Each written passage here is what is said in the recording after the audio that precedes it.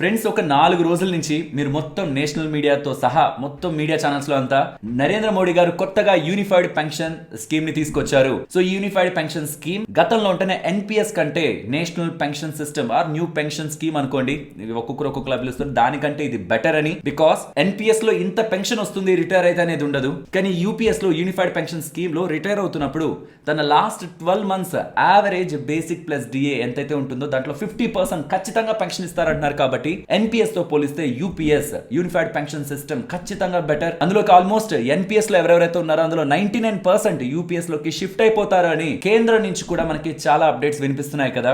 ఇక్కడ మనం తెలుసుకోవాల్సింది ఆ బేసిక్ పాయింట్స్ కాదు, అండర్లైన్ చేసుకోవాల్సింది ఎన్పిఎస్ లో మీరు రిటైర్ అవుతున్నప్పుడు మీరు ఎంతైతే డబ్బులు మీరు గవర్నమెంట్ మీకు బదులుగా ఆర్ మీ ఎంప్లాయ్మెంట్ ఇచ్చిన వాళ్ళు ఎవరైతే కాంట్రిబ్యూట్ చేస్తుంటారో మీ పేరు మీద అందులో 60% రూపాయి ట్యాక్స్ కట్టకుండా మీరు తీసుకోవచ్చు. అది కోట్లలోనే ఉంటుంది ఆ డబ్బులు. కానీ ఇప్పుడు ఈ కొత్తగా వచ్చిన యూపీఎస్ విధానంలో దాన్ని మార్చారు. దాన్ని మార్చడం కారణంగా ఎలా మారిందంటే స్కీమ్ మొత్తం ఎలా మారిందంటే లాజికల్ గా చూస్తే ఎన్పిఎస్ బాగుంది కదా అని ఎలా మారింది. దీని గురించి పెద్దగా ఎక్కడ డిస్కషన్స్ లో ఉండట్లేదు. దీని గురించి వాళ్ళ వీడియోలో మాట్లాడాలనుకుంటున్నాను. సో ఇప్పుడు నేను ఏదైతే మాట్లాడబోతున్నానో that's not only for central government employees, state government employees కూడా ఇది ఇంపార్టెంట్. బికాస్ మహారాష్ట్ర వాళ్ళు ఆల్రెడీ యూపీఎస్ సిస్టమ్ లోకి వెళ్లారు. కమింగ్ టైమ్స్ లో ఆంధ్రప్రదేశ్, తెలంగాణ, ఇతర రాష్ట్రాలకు సంబంధించిన గవర్నమెంట్స్ కూడా దీంట్లోకి వెళ్తాయి. క్లియర్ గా ఇక్కడ మీ సర్వీస్ ని మీరు ఎన్ని ఇయర్స్ ఉంటున్నారు సర్వీస్ లో అండ్ మీకు ఎంత డిఏ ఉంది ఇదంతా మీరు ఎంటర్ చేస్తే మీకు ఓపీఎస్ లో ఎంత ఉంటుంది, యూపీఎస్ లో ఎంత ఉంటుంది, ఎన్పిఎస్ లో ఎలా ఉంటుంది బెనిఫిట్ అని క్లియర్ గా ఎక్స్ప్లెయిన్ చేస్తూ విత్ ఎక్సెల్ షీట్ కూడా నేను మీకు ప్రొవైడ్ చేస్తాను. డిస్క్రిప్షన్ కామెంట్ సెక్షన్ లో మీకు ఒక క్లారిటీ వచ్చేస్తుంది. మళ్ళీ చెప్తున్నాను, ఇది ఒక బేసిక్స్ ని ఎక్స్ప్లెయిన్ చేస్తూ ఇలా స్కీమ్ తీసుకొచ్చారు సో అండ్ సో అని చెప్పి నేషనల్ మీడియాలో ఇప్పటి వరకు మీరు ఏవైతే జస్ట్ హెడ్ లైన్స్ ని చూస్తూ వచ్చుంటారో అదైతే ఈ వీడియో కాదు. ఇది కొంచెం డీప్ గా ఉంటుంది, డీటెయిల్డ్ గా ఉంటుంది. మీరు ఇప్పటి వరకు చూసిన మొత్తం బేసిక్స్ లో మరి దీని పరిస్థితి ఏంటి అని మీరు అండర్లైన్ చేసుకొని క్వశ్చన్స్ గా మిగిలిపోయిన వాటికి ప్రాబబుల్లీ ఈ వీడియో ఒక ఆన్సర్ ని ఇవ్వచ్చు. ఇంత డీటెయిల్డ్ గా ఇలా కంటెంట్ ని మీ ముందుకు తీసుకురావడానికి మేమన్ మా టీమ్ మెంబర్స్ పెట్టిన ఎఫర్ట్స్ మీకు వాల్యుబుల్ గా అనిపిస్తూ ఉంటే చూస్తున్న పాయింట్లో వెళ్ళండి, ఇప్పుడే కాదు అనిపిస్తే మాత్రం ఒక లైక్ చేసి పెడుతున్న ఎఫర్ట్స్ ని ఎంకరేజ్ చేయండి. సో స్ట్రైట్ అవే పాయింట్ లోకి వెళ్లే ముందు అసలు ఏంటి యూపీఎస్ ఏంటి, ఎన్పిఎస్ ఏంటి, ఓపీఎస్ ఏంటి చదువుకుంటున్న స్టూడెంట్స్ ఉంటారు, ఇప్పుడే జాబ్ లోకి వెళ్ళిన వాళ్ళు ఉంటారు, వాళ్ళందరికీ ఈ విషయాలు అర్థం కావు. కాబట్టి సింపుల్ గా చెప్పేసి అసలు మ్యాటర్ లోకి వెళ్దాం. ప్రభుత్వ ఉద్యోగులు ఎవరెవరైతే గవర్నమెంట్ ఎంప్లాయీస్ గా ఉంటున్నారో 2004 జనవరి 1వ తేదీ ముందు వరకు ఎవరెవరైతే సర్వీస్ లో ఉన్నారో వాళ్ళందరికీ కూడా ఓల్డ్ పెన్షన్ విధానం ఉండేది. ఓల్డ్ పెన్షన్ విధానంలో ఏ ఎంప్లాయీ కూడా రూపాయి కూడా కాంట్రిబ్యూట్ చేయరు. తను రిటైర్ అయిన తర్వాత ఏదైతే గవర్నమెంట్ తనకు సంబంధించిన శాలరీ బేసిక్ ప్లస్ డిఏ ఉందో రిటైర్ అవుతున్నప్పుడు ఉంటున్న శాలరీ, లాస్ట్ యావరేజ్ కాదు, రిటైర్ అవుతున్నప్పుడు ఉన్న శాలరీ బేసిక్ ప్లస్ డిఏలో 50% వరకు పెన్షన్ గా ఎంప్లాయీస్ కి రిటైర్ అయిన తర్వాత ఇచ్చేవాళ్ళు. టైం టు టైం అది పెరుగుతూ మంచి పెన్షన్స్ మొత్తం ఉన్న అన్ని సిస్టమ్స్ లో కల్లా ది బెస్ట్ పెన్షన్స్ ని ప్రభుత్వ ఉద్యోగులు ఓపీఎస్ ద్వారా పొందుతూ వచ్చారు. 2004 జనవరి 1వ తేదీ ఆ పాయింట్ లో ఉంటున్న వాజ్పేయి గారి ప్రభుత్వం ఈ ఓపీఎస్ నే కంటిన్యూ చేస్తూ వెళ్తే రానున్న రోజుల్లో మన దేశ ఆర్థిక వ్యవస్థ పైన ఇంపాక్ట్ పడుతుంది. ఇంత పెద్ద మొత్తంలో మనం పెన్షన్స్ ని ఇవ్వలేకపోవచ్చు. మన ఖజానా నుంచి వెళ్లకుండా, మన బడ్జెట్ లో నుంచి వెళ్లకుండా మనం కాంట్రిబ్యూట్ చేద్దాం, కానీ ఎంప్లాయీ దగ్గర నుంచి కూడా కొంత డబ్బులు తీసుకొని దాన్ని మార్కెట్ లోనో బాండ్స్ లోనో ఇన్వెస్ట్మెంట్ చేసి వస్తున్న డబ్బుల్ని వాళ్ళకి ఇద్దాం, లంసంగా 60% ఇద్దాం, దాని మీద ట్యాక్స్ తీసుకోవద్దు, మిగిలిన దాన్ని పెన్షన్ లాగా ఇచ్చేద్దామని ఒక కొత్త స్కీమ్ తీసుకొచ్చారు. అదప్పుడు న్యూ పెన్షన్ స్కీమ్, తర్వాత నేషనల్ పెన్షన్ సిస్టమ్ గా ఎన్పిఎస్ గా మారింది. అది వీడియో నేను డీటెయిల్డ్ గా ఎక్స్ప్లెయిన్ చేశాను. స్టిల్ ఇప్పటికీ చెప్తున్నాను, ప్రైవేట్ ఎంప్లాయీస్, గవర్నమెంట్ ఎంప్లాయీస్ ఎవరైనా ఈ ఎన్పిఎస్ లో ఖచ్చితంగా ఇన్వెస్ట్ చేయాల్సిందే. ది బెస్ట్ ప్రొడక్ట్ మనకి ఓవరాల్ గవర్నమెంట్ ప్రొవైడ్ చేస్తున్న దాంట్లో ది బెస్ట్ తీసుకొచ్చారు.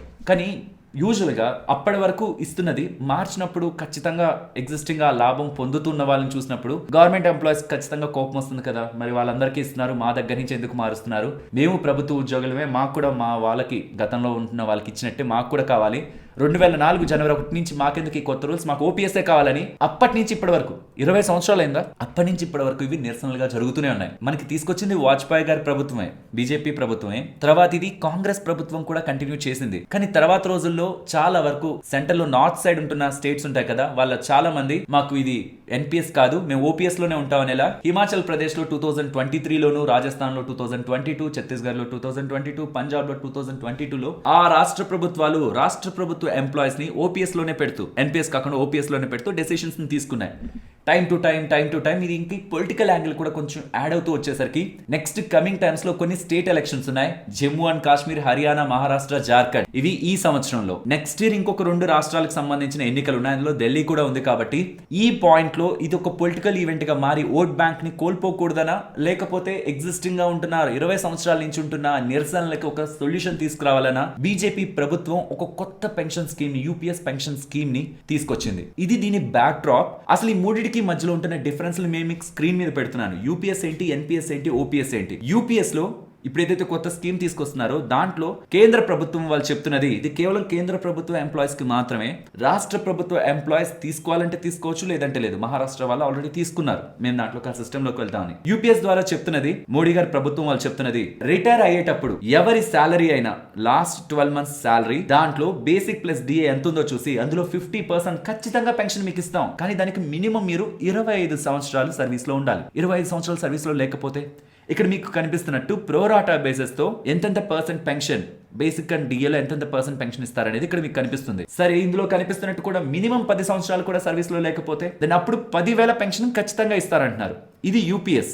ఓపీఎస్ లో కూడా సిమిలర్ విధానమే. అక్కడ కూడా 50% దగ్గరగా పెన్షన్ ఇస్తున్నారు. మరి తేడా ఏంటి యూపీఎస్ కి, ఓపీఎస్ కి, గతంలో ఉంటున్న ఓల్డ్ పెన్షన్ సిస్టమ్ కి ఇప్పుడు కొత్తగా నిన్న మొన్న తీసుకొచ్చిన యూపీఎస్ కి అంటే, ఈ యూపీఎస్ లో ఎంప్లాయీ కాంట్రిబ్యూట్ చేయాలి. 10% తన జీతంలో ఉన్న బేసిక్ ప్లస్ డిఏ నుంచి డబ్బులు వేయాలి. వేరే ఓపీఎస్ లో ₹1 కూడా ఎంప్లాయీ వేయాల్సిన నీడ్ లేదు.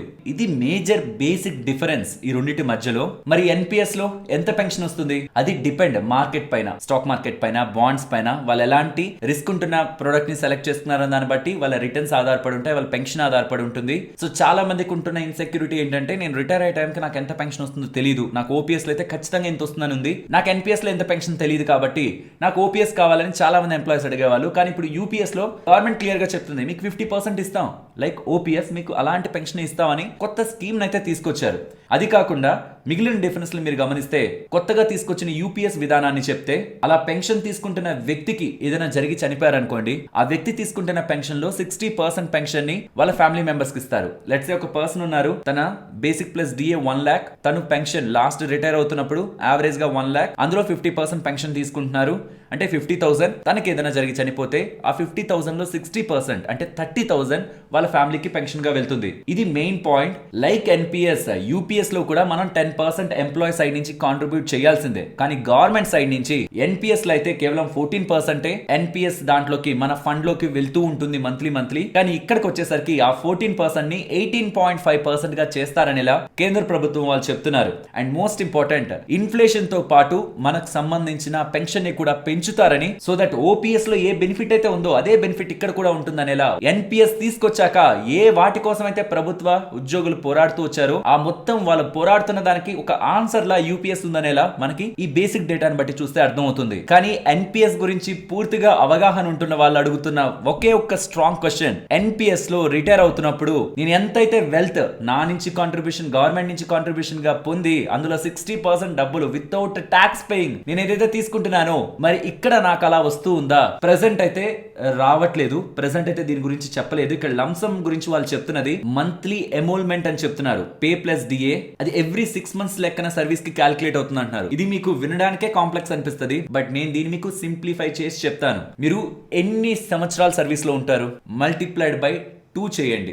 ఎందుకంటే 6 months లెక్క తీసుకుంటున్నారు కదా, మల్టిప్లైడ్ బై 2 చేయండి. దాన్ని 10 తో డివైడ్ చేయండి. అన్ని నెలల లంసమ్ అమౌంట్ మీరు రిటైర్ అవుతున్నప్పుడు మీకు సూపర్ యాన్యుయేషన్ లో ఇస్తారు. ఒక ఎగ్జాంపుల్ తీసుకుందాం. 25 సంవత్సరాలు మీరు సర్వీస్ లో ఉన్నారు. మల్టిప్లైడ్ బై 2 అంటే ఎంత?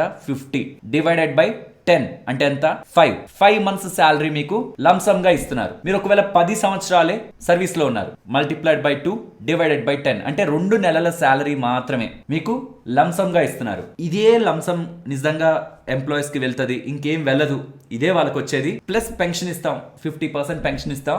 లాస్ట్ 12 months వాళ్ళ ఎంటైర్ బేసిక్ ప్లస్ డిఏకే అంటే మాత్రం పర్సనలీ 25 సంవత్సరాలు 30 సంవత్సరాలు ఉన్న వ్యక్తి, సర్వీస్ లో ఉంటున్న వ్యక్తి ఎన్పిఎస్ ద్వారా కోట్లలోనే కూడబెట్టుంటారు. అన్ని కోట్లకు సంబంధించిన డబ్బుల్లో జస్ట్ 2 నెలలు 3 నెలలకు సంబంధించిన జీతాన్ని ఇచ్చి మిగిలిందంతా పెన్షన్ కే ఇస్తాం, 50% లెక్కన పెన్షన్ కే ఇస్తాం అంటే మాత్రం వాళ్ళు కొంత నష్టపోతున్నట్టే. అది నేను మీకు విత్ ఎగ్జాంపుల్ ఎక్స్ప్లెయిన్ చేస్తాను. ఒక మనిషికి సంబంధించిన శాలరీ లెట్స్ సే ఒక 70,000 అనుకోండి, అందులో బేసిక్ ప్లస్ డిఏ ఒక 50,000 అనుకోండి, 50,000 అనుకోండి. 50,000 లో ఎన్పిఎస్ ఒక లెక్కలనే తీసుకుందాం. కొత్తగా యూపీఎస్ లెక్కల్లో గవర్నమెంట్ 18.5% కాంట్రిబ్యూట్ చేస్తుంది. నేను అది కూడా తీసుకోవట్లేదు. గవర్నమెంట్ 14% కాంట్రిబ్యూట్ చేస్తుందనే తీసుకుంటాను. ఓకేనా? ఇది ఒకటి గుర్తుంచుకోండి. రెండవది, ఎన్పిఎస్ లో కానీ యూపీఎస్ లో కానీ రెండింటిని మనం కంపేర్ చేస్తున్నప్పుడు ఒక స్టాండర్డ్ నెంబర్స్ ని తీసుకుందాం. టైం టు టైం ఏజ్ అయ్యే కొద్దీ, వాళ్ళ సర్వీస్ లో ఉండే కొద్దీ బేసిక్ మారుతుంది, డిఏ మారుతుంది, దాంతో ఎంప్లాయ్ చేసే కాంట్రిబ్యూషన్ మారుతుంది, గవర్నమెంట్ చేసే కాంట్రిబ్యూషన్ మారుతుంది. ఇవన్నీ లెక్కలు వేయాలి కదా అనుకుంటే వాళ్ళ జీతం అలానే ఉందనుకుందాం.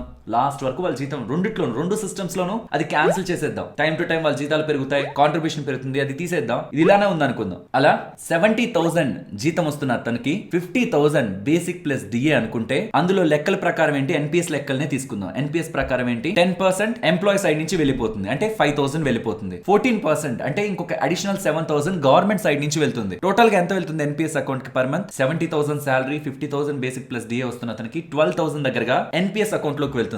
అలా వెళ్ళిన డబ్బులు, ఎన్పిఎస్ అకౌంట్ లోకి వెళ్ళిన డబ్బులు ఎక్కడెక్కడికి వెళ్తుంది? నేను వీడియోలో క్లియర్ గా చెప్పాను కదా, ఎక్కడెక్కడికి వెళ్తుంది. స్టాక్ మార్కెట్ లోకి వెళ్తుంది, బాండ్స్ లోకి వెళ్తుంది. ఎంత స్టాక్ మార్కెట్ లోకి వెళ్ళాలి, ఎంత బాండ్స్ లోకి వెళ్ళాలి అనేది మనం డిసైడ్ చేసుకోవచ్చు. అండ్ ఎంత స్టాక్ మార్కెట్ లోకి వెళ్ళాలి, ఎంత బాండ్స్ లోకి వెళ్ళాలనే దాన్ని బట్టి రిస్క్ అలానే ఉంటుంది, రివార్డ్ కూడా అలానే ఉంటుంది. లోయెస్ట్ గా రెండిట్లోనూ ఈక్వల్ గా పెట్టుకున్నారు. In the worst case markets కూడా అంత పెద్దగా ఏం భారీగా ర్యాలీ అయిపోలేదు. ఒక 9% రిటర్న్ తో వెళ్ళాయి అనుకుందాం. వెయిట్ చేయండి, నేను ఇంకా రిటర్న్ ని తగ్గిస్తాను కూడా. 9% రిటర్న్ తో 25 ఇయర్స్ తన ఎంప్లాయ్మెంట్ లో ఉన్నాడు అనుకుంటే మొత్తం డబ్బులు ఎంత వచ్చింది? 1,35,00,000 వచ్చింది. 1,35,54,000. ఇది ఎన్పిఎస్ లో ఉంటున్న అతనికి. నేను ఇక్కడ ఇంకా గవర్నమెంట్ 18.5% వేయలేదు. స్టిల్ యూపీఎస్ లో కూడా గవర్నమెంట్ 14% కాంట్రిబ్యూట్ చేసింది. 18.5 కూడా కాదు, 14% కాంట్రిబ్యూట్ చేసింది. అడిషనల్ అది ఇంకా 4.5% అడిషనల్. అది ఇంకా పెద్దదైపోతుంది డబ్బులు. బట్ నేను అది కూడా పక్కన పెట్టేస్తున్నాను. స్టిల్ 14% కాంట్రిబ్యూట్ చేసింది అనుకున్నా. యూపీఎస్ లోకి వెళ్ళిన అతనికి తను రిటైర్ అయ్యే టైం కి 1,35,00,000 తను ఏదైతే పోగేసుకొని ఉంటారో అందులో యూపీఎస్ సిస్టమ్ లో ఎంత ఇస్తారని చెప్తున్నారు?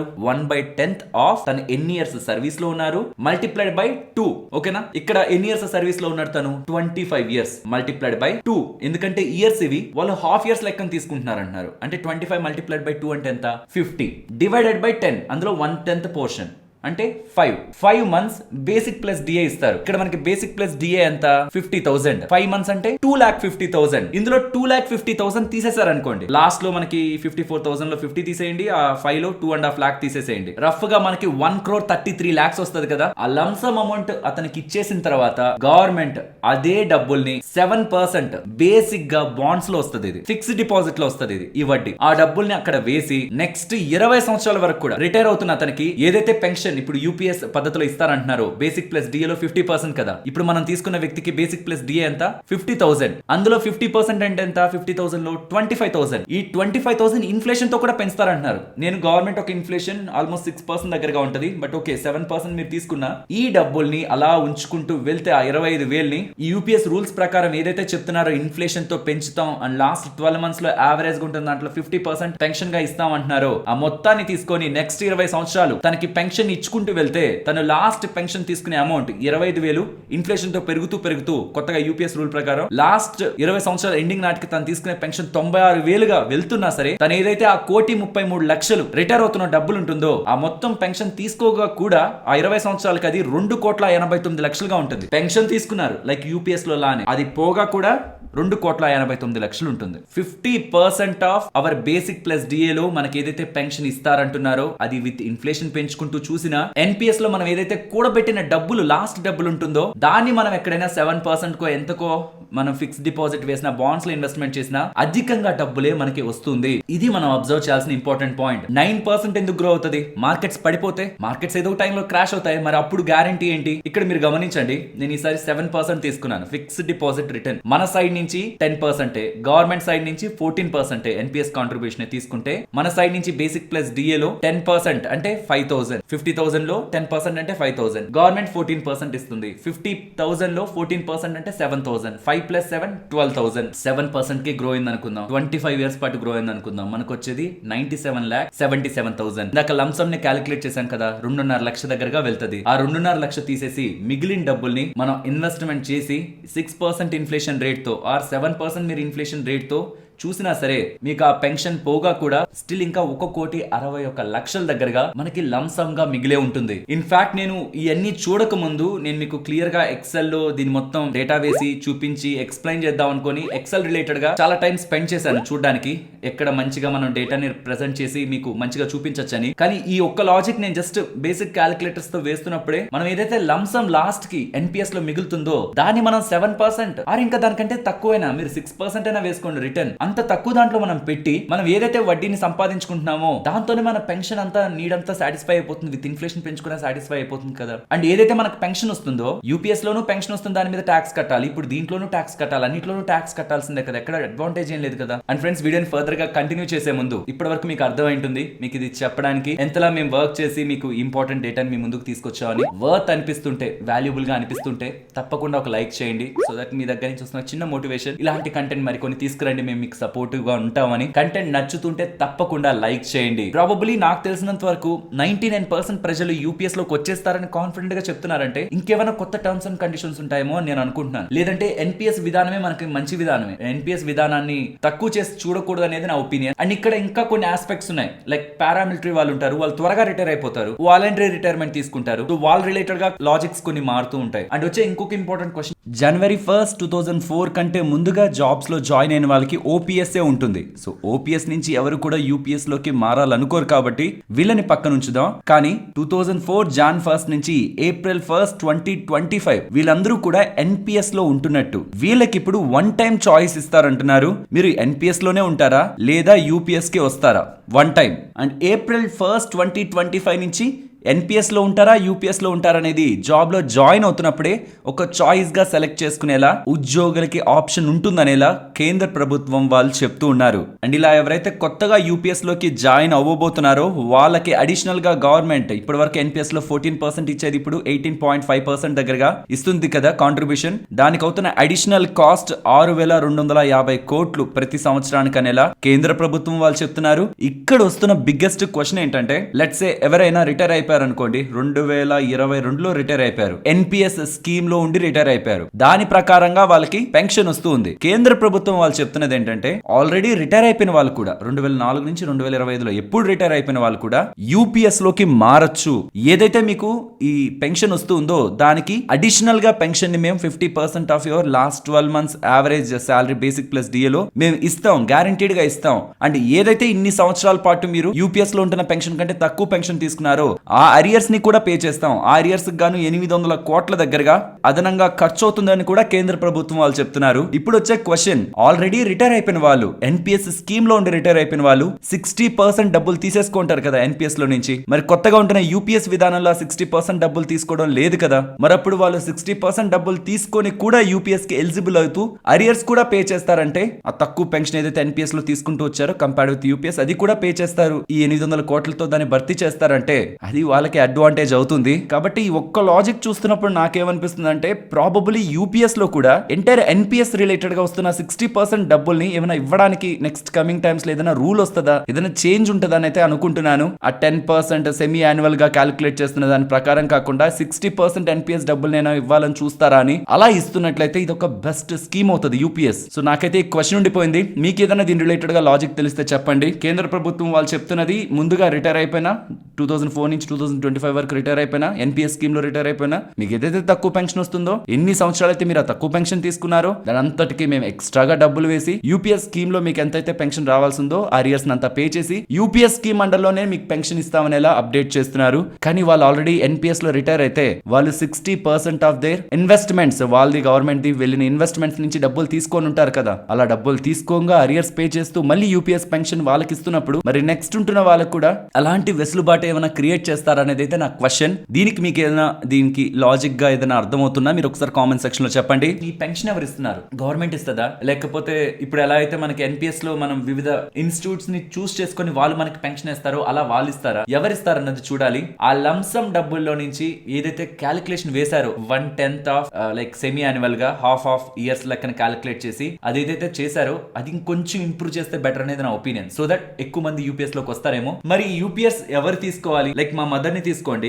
తనకి క్యాలిక్యులేషన్స్ అర్థం కావు. తనని కూర్చోపెట్టి నీకు ఖచ్చితంగా ఎండ్ ఆఫ్ ద నీ రిటైర్మెంట్ టైంలో 50% నీకు వస్తున్న జీతం లాస్ట్ 12 months సాలరీ ఏదైతే ఉంటుందో దాంట్లో బేసిక్ ప్లస్ డిఏలో నీకు 50% ఇస్తాం. లేదంటే నువ్వు ఇలా మార్కెట్ లో ఇన్వెస్ట్మెంట్ చేసుకోవాలి, దాని ద్వారా నీకు లంసం వస్తుంది, దానిలో 60% తీసుకోవచ్చు, ట్యాక్స్ కట్టాల్సిన నీడ్ లేదు, తర్వాత వస్తున్న దాంట్లో నువ్వు పెన్షన్ కొనుక్కోవాలి. ఆ పెన్షన్ ఖచ్చితంగా ఇంత రాదు, తక్కువే వస్తుంది. కానీ 60% తీసుకున్న డబ్బుల పరిస్థితి, మరి అది మనం తీసుకువెళ్ళి బ్యాంక్ లో ఇస్తే వచ్చే వడ్డీ పరిస్థితి, ఈ లాజిక్స్ ని కూడా మనం ఆలోచించుకోవాలి కదా. సో నా వరకు నా ఒపీనియన్ ఏంటంటే ప్రభుత్వం మీద ప్రెషర్ పడి ఈ ఎంప్లాయీస్ కి ఎవరికైతే దీని రిలేటెడ్ గా ఎన్పిఎస్ రిలేటెడ్ గా లాస్ట్ లంసం మీద ఆ లాజిక్ కాకుండా 50% ఖచ్చితంగా మాకు సాలరీలో ఉంటున్న దాని మీద మాకు పెన్షన్ కావాలి అనుకున్న దానికి ఆన్సర్ తీసుకురావాలని మనకి యూపీఎస్ వస్తున్నట్లయితే అర్థమవుతుంది. బట్ నేను అనుకునేది ప్రతి ఒక్క గవర్నమెంట్స్ కూడా వాళ్ళ ఎంప్లాయీస్ ని ఎడ్యుకేట్ చేసి, మీరు ఎన్పిఎస్ లో అయితే మీకు ఇలాంటి బెనిఫిట్ ఉంటుంది, మీరు కాంట్రిబ్యూట్ చేసి గవర్నమెంట్ కాంట్రిబ్యూట్ చేస్తే లంసం లో మీరు ట్యాక్స్ బెనిఫిట్ మీరు పొందొచ్చు, ఆర్ మీకు ఇలా వర్కౌట్ అవుతుంది, ఇంత లంసం వస్తుంది, దీన్ని మీరు మళ్ళీ ఎక్కడైనా ఫిక్స్ డిపాజిట్ లో వేసుకున్నా మీకు అలాంటి వడ్డీ క్రియేట్ అవుతుంది. ఇలాంటి అవేర్నెస్ ఎప్పుడైతే ఎంప్లాయీస్ లో పెరుగుతుందో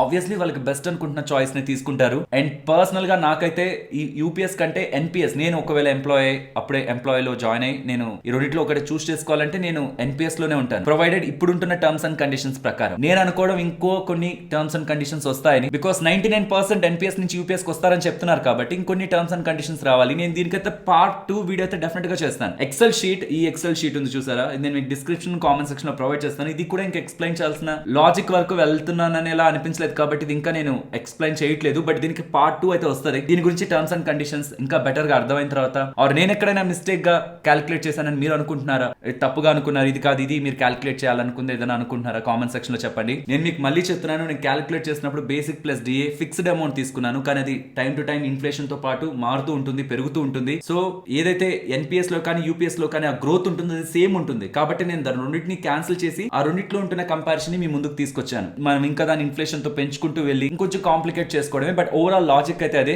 ఎన్పిఎస్ లో వస్తున్న డబ్బుల్ని బ్యాంక్ అకౌంట్ లో పెట్టుకుంటే ఆ వస్తున్న వడ్డీ ఇన్ఫ్లేషన్ తో పాటు మనకి పెన్షన్ లా మారిన, యూపీఎస్ స్కీమ్ లో చెప్తున్న పెన్షన్ లా మారిన, స్టిల్ మనకి ఇంకా అక్కడే ఎక్కువ లాభం ఉంటున్నట్లయితే నాకు అనిపిస్తుంది. మీ ఒపీనియన్ ని కామెంట్ సెక్షన్ లో చెప్పండి. అండ్ ఏవి కూడా పొలిటికల్ యాంగిల్ లో ఆలోచించకండి. అల్టిమేట్ గా విత్ లాజిక్, కొంచెం మనం లాజిక్ అప్లై చేసి ఎక్కడ మనకి బెటర్ గా ఉంది, ఏది మనకి బెటర్ అని తెలుసుకోవడం మన బాధ్యత. కానీ ఆ పార్టీస్ ని ఈ పార్టీస్ ని ఏదో ఒక మాట నేసుకుంటే మనకి మంచి జరుగుతుందని కాదు. అదే ఎనర్జీని మనం క్యాలిక్యులేట్ చేసుకొని మనకి ఎక్కడ బెటర్ గా ఉందన్న దాని మీద మనం స్పెండ్ చేద్దాం. మీకు ఈ ఎక్సెల్ షీట్ అండ్ ఏదైతే డేటాస్ చూపించాను అదంతా కూడా డిస్క్రిప్షన్ అండ్ కామెంట్ సెక్షన్ లో ఇస్తాను. ఇంకా కొన్ని కంపారిజన్స్ ఉన్నాయి, యూపీఎస్ కి ఎన్పిఎస్ కి కంపారిజన్స్ చేస్తూ ఎలాంటి కండిషన్స్ లో ఎలా ఉంటుందన్న ఇమేజెస్ కూడా ఉన్నాయి. ఇది కూడా మీకు ఒక పీడిఎఫ్ ఫార్మాట్ లో డిస్క్రిప్షన్ లో ఇస్తాను. అండ్ చాలా మందికి ఉండిపోతున్న క్వశ్చన్, గ్రాడ్యుటీ వస్తుందా అని. గ్రాడ్యుటీ అన్నిట్లోనే వస్తుంది. మీరు ఓపీఎస్ దాంట్లో ఉన్న గ్రాడ్యుటీ ఉంది, మాక్సిమం 25 lakhs వరకు, యూపీఎస్ లో ఉంటున్నా ఉంటుంది, ఎన్పిఎస్ లో ఉంటున్నా ఉంటుంది. గ్రాడ్యుటీ కాదు ఇక్కడ పాయింట్. లంసమ్ అమౌంట్ ఉంది చూసారా, లాస్ట్ లో మనకి రిటైర్ అవుతున్నప్పుడు 60% లంసమ్ అమౌంట్, అది పాయింట్. అది యూపీఎస్ లో కూడా యాడ్ చేస్తారా, లేదు చెప్తున్నా 10% కే వదులుతారా అనేది అయితే చూడాలి. నేనైతే ఇంకొంచెం క్లారిఫికేషన్ వస్తుంది అనుకుంటున్నాను. ఇప్పటి వరకు నాకు అవైలబుల్ గా ఉన్న డేటాని బట్టి నేను మీకు అనాలిసిస్ చేశాను. కమింగ్ టైమ్స్ లో ఇంకేదైనా డేటా మారింది అనుకోండి, అప్పుడు కూడా మీరు ఇదే వీడియో చూస్తుంటే దీని యొక్క next version part 2 comment section లో ఇస్తాను, ఎండ్ కార్డ్స్ లో వస్తుంది, దాన్ని అబ్జర్వ్ చేయండి. ఎందుకంటే ప్రాబబ్లీ ఇది జస్ట్ ఒక ఇంపార్టెంట్ పాయింట్స్ లో వదిలినట్టున్నారు. ఇంకేదైనా టర్మ్స్ అండ్ కండిషన్స్ మారి యూపీఎస్ లోకి రావడం వల్ల బెటర్ ఉంది, ఇంకా ఏదో మారింది లాజిక్ అనుకుంటే ఖచ్చితంగా దీనికి పార్ట్ 2 వీడియో వస్తుంది, అది గుర్తుంచుకోండి. ఐ హోప్ మీకు యూపీఎస్, ఎన్పిఎస్, ఓపీఎస్ రిలేటెడ్ ఉన్న మేజర్ డిఫరెన్స్ అర్థమయ్యాయని. వీడియో నచ్చితే ఖచ్చితంగా లైక్ చేయండి. అండ్ ఒకవేళ మీరు ఈ ఎన్పిఎస్ విధానంలో కానీ ఇంకా డబ్బులు పెట్టకపోతూ ఉంటే, మీరు ఒక ఎంప్లాయీ, ట్రస్ట్ మీ, మీరు సమ్వేర్ మిస్టేక్ చేస్తున్నారు. స్టాక్ మార్కెట్ లో పెట్టండి, అది ఎలాగో మీకు అడ్వాంటేజ్. బట్ ఇక్కడ పెట్టే డబ్బులకి లాస్ట్ లో మీకు వస్తున్న డబ్బులకి ట్యాక్స్ ఉండదు కదా, 60% అమౌంట్ మీద ట్యాక్స్ ఉండదు. అండ్ ఇది కూడా stock market related and bonds లో కూడా వెళ్తుంది. Fund managers like mutual funds వాళ్ళు మేనేజ్ చేస్తారు. మీకు వేరియస్ ఎక్స్పెన్సెస్ అనేది కూడా ఇక్కడ మీకు బెటర్ గా ఉంటుంది. కాబట్టి ఖచ్చితంగా ఎన్పిఎస్ స్కీమ్ ని ప్రతి ఒక్కరు ఒకసారి రిఫర్ చేయండి, క్లియర్ గా ఎక్స్ప్లెయిన్ చేస్తూ. రీసెంట్ 2024 లో వచ్చిన చేంజెస్ తో సహా క్లియర్ గా ఎక్స్ప్లెయిన్ చేస్తున్న వీడియో ఇది. డిస్క్రిప్షన్ కామెంట్ సెక్షన్ లో ఉంటుంది. మీకు మా నుంచి వస్తున్న వీడియోస్ కంటెంట్ యూస్ఫుల్ గా ఉంది అని మీరు అనుకుంటూ ఉంటే మాత్రం తప్పకుండా మన వీడియోని లైక్ చేయండి. అండ్ ఈ వీడియో మన వాళ్ళతో షేర్ చేయడం, మీకు ఒకవేళ వర్తీ అనిపిస్తే ఖచ్చితంగా షేర్ చేయడం మర్చిపోకండి. మరొక ఇంట్రెస్టింగ్ వీడియోతో నేను మళ్ళీ మీ ముందుకు వస్తాను. అంతవరకు టేక్ కేర్, జై హింద్.